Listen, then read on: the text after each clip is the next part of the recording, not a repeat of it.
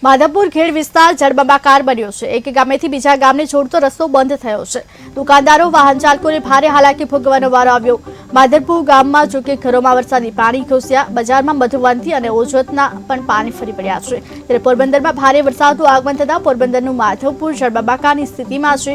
દુકાનદારો વાહન ચાલકોને ભારે હાલાકી ભોગવવાનો વારો આવ્યો છે। માધવપુર ગામમાં ઘરોમાં અને દુકાનોમાં વરસાદી પાણી ઘૂસી ગયા છે। બજારમાં પણ મધુવંતી અને ઓજતના પાણી ફરી વળ્યા છે।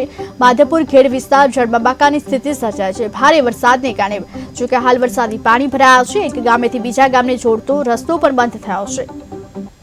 માધવપુરમાં બહુ પાણી આવ્યું છે, હજી તો ઓછું છે સાહેબ પાણી। આ જે રાહીતરમાં બંધ કરી દીધું ને ઓછું ફૂલ કરીને એ પાણી ક્યાંય નીકળે એમ નથી। હજી ગામનું પાણી છે, એ ગામનું પાણી નીકળશે નહીં અને ગામની પરિસ્થિતિ બહુ ખરાબ થશે।